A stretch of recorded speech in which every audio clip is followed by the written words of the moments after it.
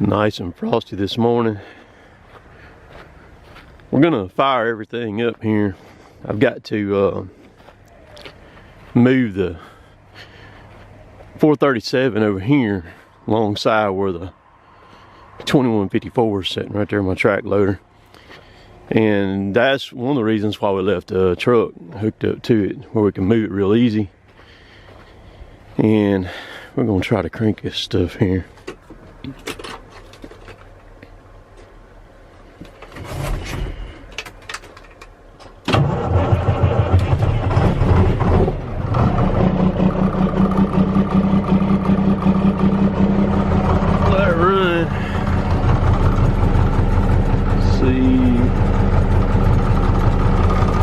Boy, you can smell that. You can smell that old time smell, that fuel smell. Let it run and defrost the windows and pump up air. I hate climbing up and down off this thing. I'd rather climb straight up the side of mine than on this one here. But it is what it is.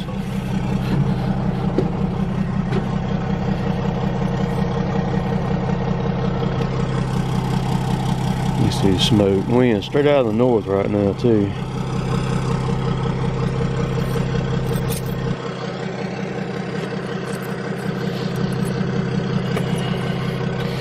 Dang it. So it's so cold this morning that lock was actually froze. I had to make it thaw out. The door's froze stuck. Let's crank this thing up here.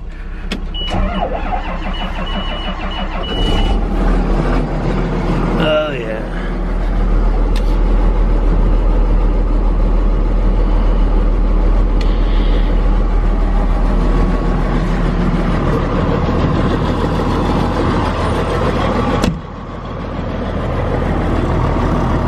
Let's go crank my loader up over here now.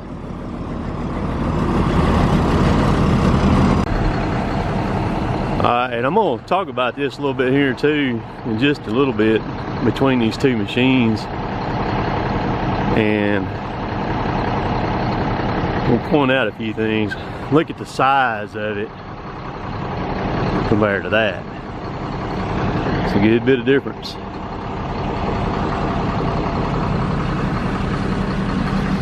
Alright, let's climb up here. You can see the sun through the frost on the glass right there.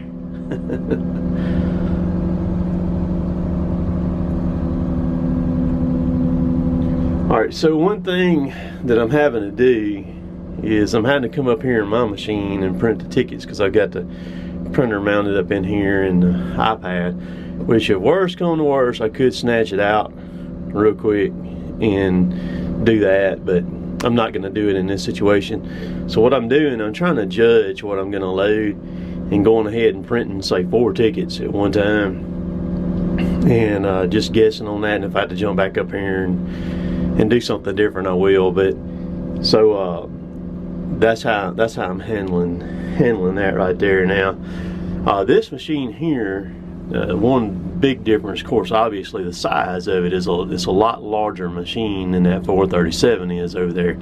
The cab is a lot bigger. I can actually stand up in this cab and my head don't hit the roof. You can't do that in that 437 over there. The cab is a lot more beefier in this thing too, with the Lexan and all that stuff in it here.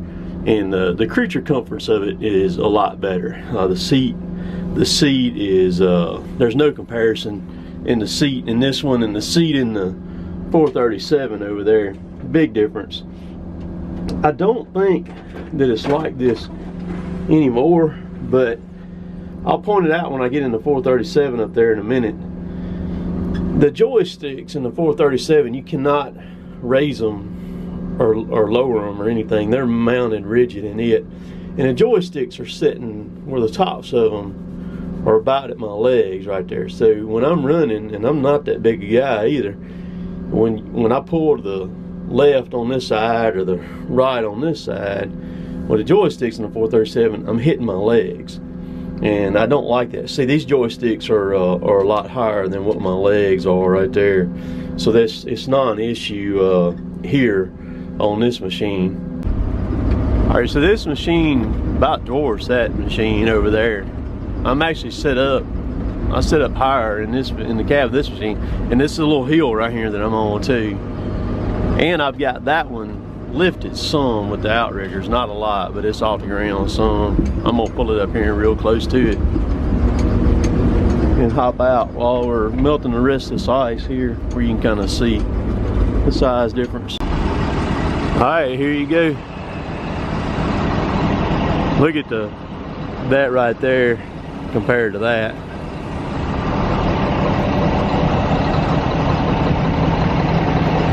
So I think the reach on this one here, of course I don't have the live heel all the way down. It's either 5 or 6 feet more reach on the track machine than on the 437 over there.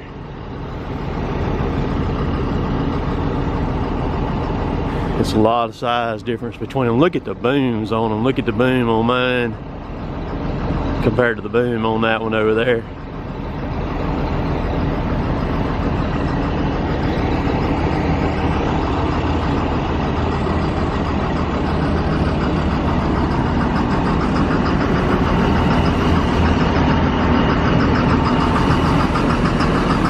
So somebody mentioned the paint on the back end of it was pristine. I think this machine is actually newer than this one. We bought this one over here used. We've got 8,000 hours on this one here now. But to people who don't know, like what me and Kevin run in the woods right here is a completely different animal than running in dirt or anything swinging. Because Kevin sends trees into me all the time. You see how those trees are sticking out 4 or 5 foot past the other ones? A lot of times Kevin will shoot trees out while I'm loading and I won't see them as I'm spinning around, and they'll be behind me and they'll get into my counterweight. So that's the reason why that counterweight gets scratched like that. But out here, if you worry about paint, you're gonna go broke. That's just all it is to it. So completely different machines now.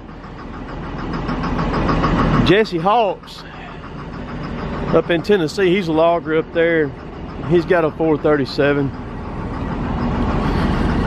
This power difference between these two machines is insane.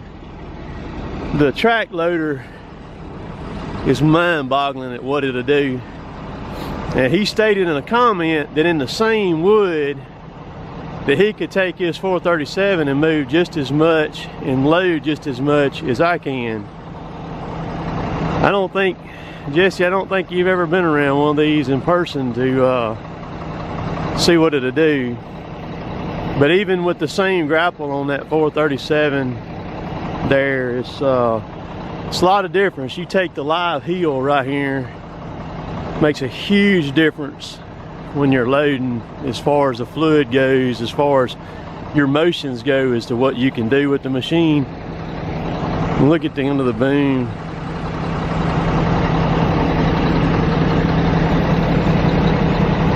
Now I often pick up grapple fulls of 10,000 pounds with a track loader, and I do have a video where I picked up stuff as much as 15,000 pounds and loaded it at one time.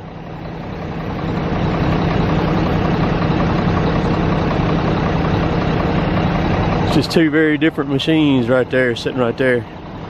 You think, well, 5 to 6 foot more reach is not that big a deal. Yeah, it is, man, when it's in logging world. And being able to move is huge too.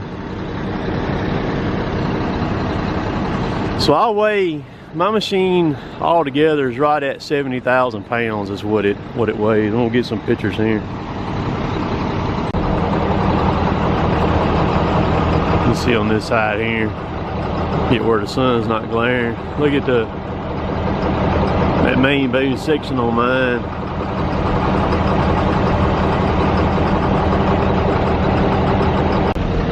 So the other day too, Jesse also said, he said, man, I wouldn't set my loader up like that right there. Like he said, I don't leave mine hooked to the truck and I don't set it up like that. I do this, I do that. It's like I said in the first part of the video, we got it hooked to the truck where we can move it real easy, because I can't load this I can't load that pile of pulpwood sitting right here. I got to move it over there. If I was processing with this thing delimbing, I would not have it hooked to the truck first off, and I would have it set crossways also too, to where the skidder could come into me and I could run the delimber. I think people tend to forget that we run loaders and pull through delimbers from 93 to 2008. And that's how we did it, was right there.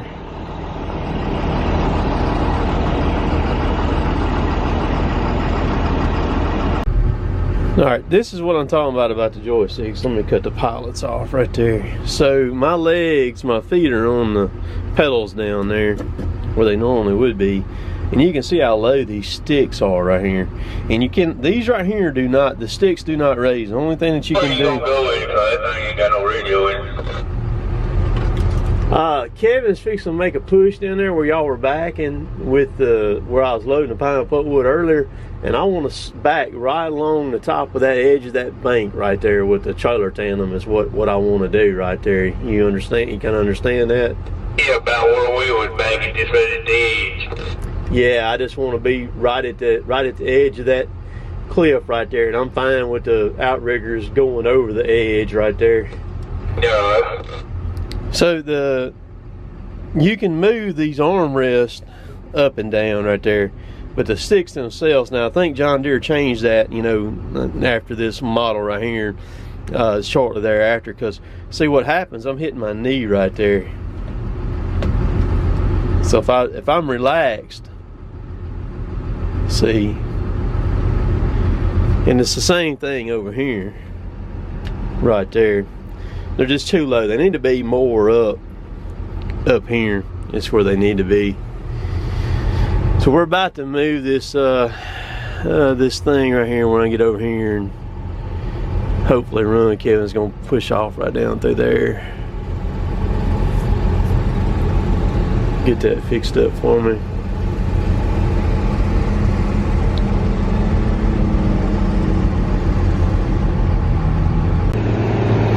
Gonna clean his mirrors off where you can see that sun glaring right there. Makes it tough when you're trying to back up with these trucks.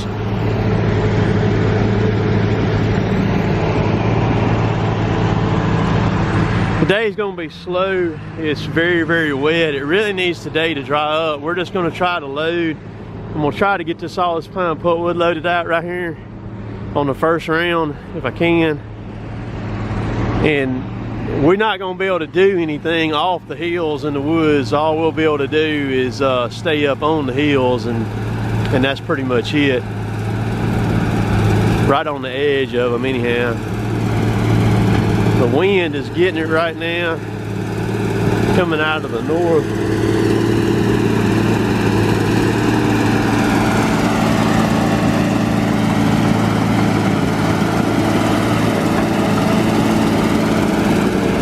You can hear that blade when it hits in the sandstones.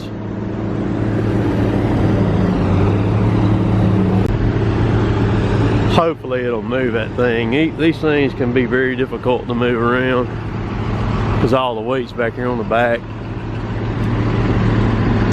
If you'll notice, there's no suspension on the trailer. The axles are mounted straight to the I-beam. There's no springs, no airbags, no nothing on that.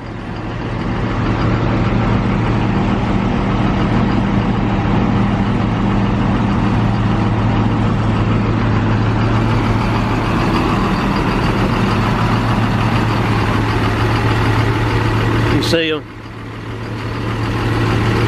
They're just welded straight to the frame right there.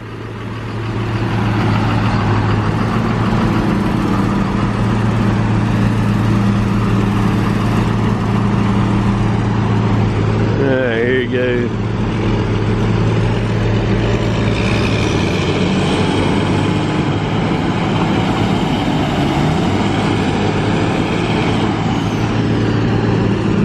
Kevin, I have to get behind him and push him.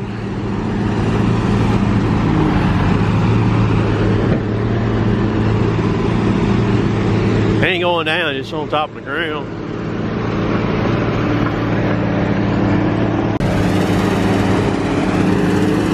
That's what that bumper's for on that trailer, is to shove it. Oh, you got me. Every time you move them things, once it gets wet, it ain't nothing but a push and a pull the whole time.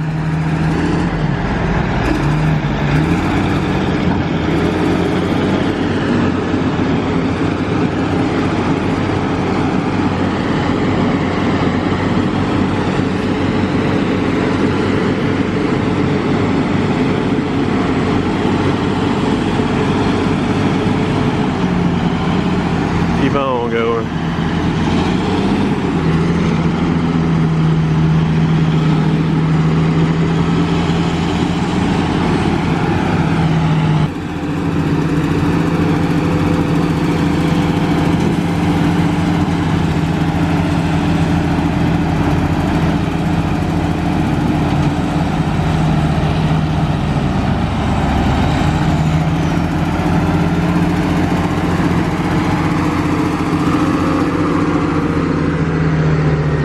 Slide it over.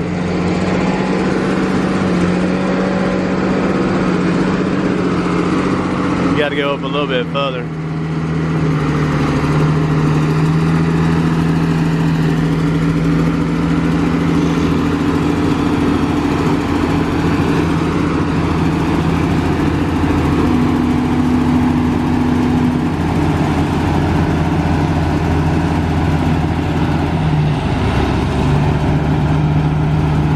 That ought to be good.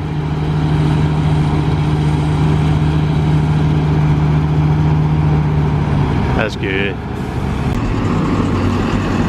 We're gonna try to back him up, but I don't think it's gonna. We'll probably have to hook to him to pull him backwards.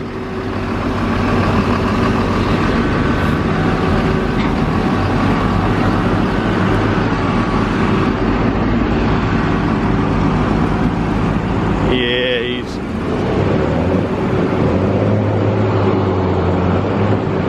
lined up wrong. So we've got Kevin hooked to him now. Kevin's gonna drag him on backwards.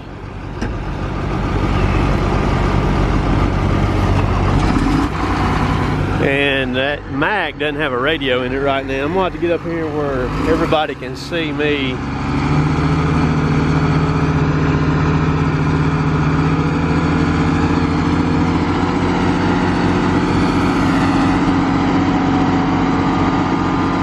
There we go.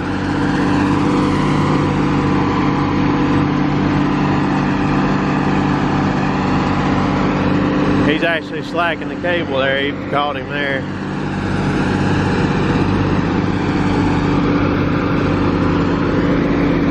Danny just watching me.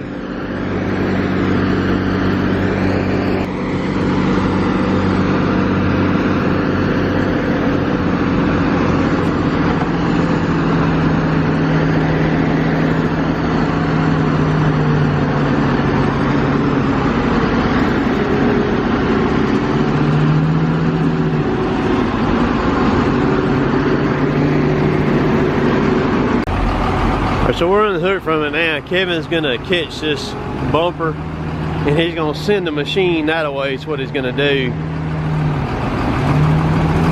Cause it needs to be over about 5 or 6 foot, I guess.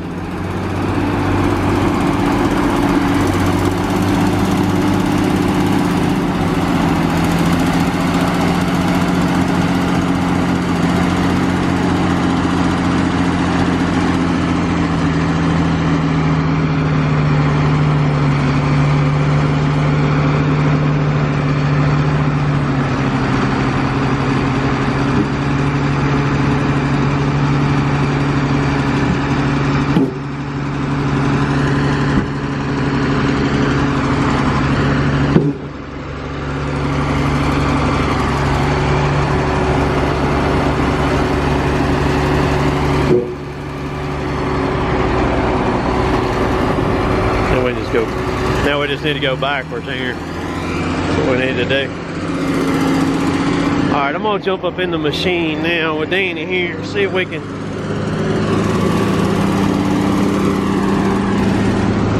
So we're trying to get the Danny turned around here in the first truck. Catch it, okay. It's still moving. The good thing is it's not going down. There's enough clay and stuff in it. Yeah, come on, what? Yeah, you got that one clear. There we go. He got it turned around there.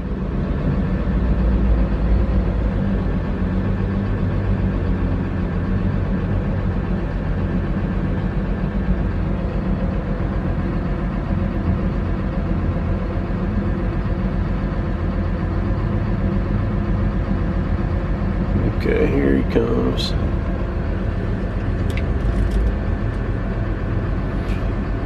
Just right. Catch up with it.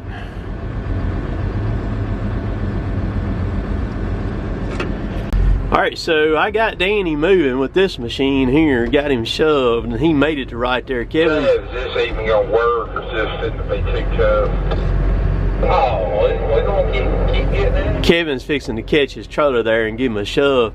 One thing about this machine here, the swing power on it, it's got good swing power. Don't get me wrong, it's good, but it pales in comparison to the swing power and the torque of my track loader. Lot of power difference right there. I mean, that machine over there is stout now, because I had to grab Danny and pull him back to get him in place, and then shove him to go out, and I could tell a big difference right there. Yeah, Kevin's getting him on up the hill there. Once he gets him up on top of the hill up there, Danny will have it made, then he'll be able to go on out and get going. At least we're getting some wood out. We're supposed to get some more rain tomorrow, which is the day's Tuesday, tomorrow will be Wednesday. Yeah, so he's rolling now, so that'll be good. Yeah, that'll be good. We get a few loads out, you know. That's just what we're after, is that right there. So it's all good. But that's how it works when it gets wet. It's just a struggle, real, you know. It's just tough. You just have to deal with it the best you can. It's a tug of war, pushing and pulling is what it turns into. Dirt there should be finna go. Yeah, I caught a gear right there. Yeah, it's that better dirt, didn't it, Chad? Ain't no doubt. There we go.